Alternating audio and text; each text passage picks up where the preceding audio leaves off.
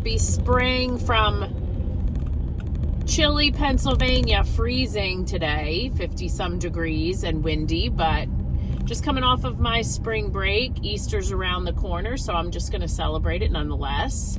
I've had the robin singing in the morning when I get up, telling me that spring is here, so I'm trusting the robin. And I'm choosing to be thankful that the warm weather is in fact coming. And I'm honest when I say I'm not ready for the oppressive heat to come. That I don't want. So I welcome these days where it still feels a little chilly in the air. I wanted to share a little something with you as I drive through Lancaster County with all this farm country, and oftentimes when I'm in the car, it is the time I think the most. As a matter of fact, I've been watching The Lincoln Lawyer, and I was thinking, he's got a great setup there, just having someone drive him around so he can think, because these are the times thoughts come to my head. So I wanted to share one with you. We live in a time where we're trying to get in touch with the authentic self, with all of the fake and facade that's around us. I was thinking about the students that I'm teaching and how there's this feeling for them living in this time of, consumerism and companies. It's always, the thing is always like, oh, I'm selling you something. I'm going to act like I care about you, but I'm in fact just selling something to make money off of you. We all have a little edge to us, like we're just skeptical, because facade is normal, like hidden motives and a version of the truth that's not fully the truth. Like, we're exhausted from it. I'm exhausted from it. I'm sure you're exhausted from it. I don't know. I think that at times we adopt a false self and we don't realize we're doing it. I don't know if you've ever read Brennan Manning. He is an author I would recommend to you. He's with Jesus now. He's no longer here, but he's the first one, I think, where I heard somebody talking about this idea of the false self. These layers. Now, when you're an adolescent, that is what you're doing. You're trying on different skin, so to speak, to figure out who you are. What, like, who am I and what are my strengths and what do I like? What are my weaknesses? And I'm trying to figure out what other people want from me versus who I really am myself. And we're supposed to shed that. At some point we shed all of that.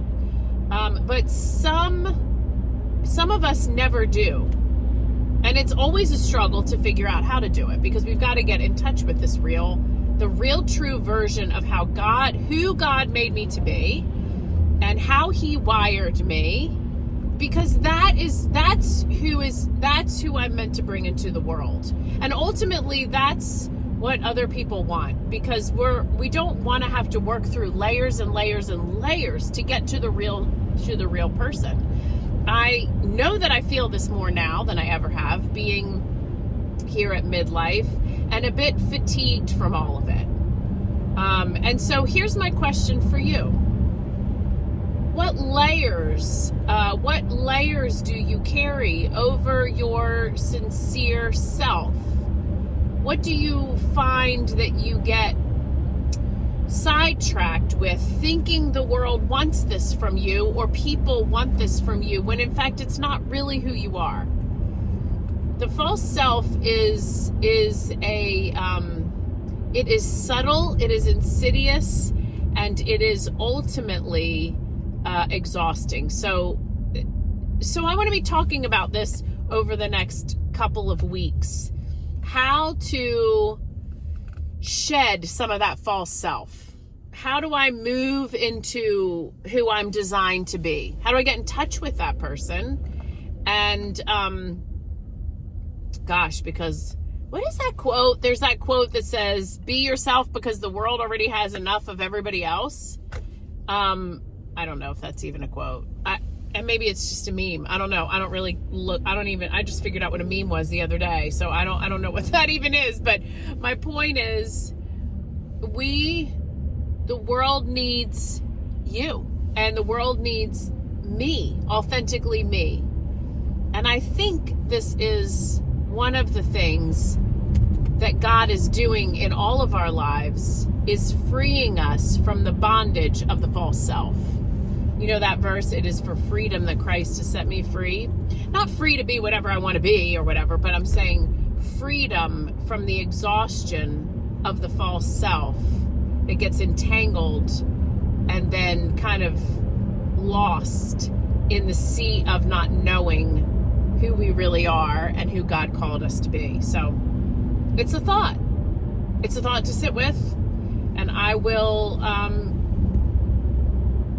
offer a bit more on this as we go. Self-reflection is a necessary part of the whole process. We have a hard time being quiet, but wow, there's much to be mined and discovered about ourselves when we sit with ourselves.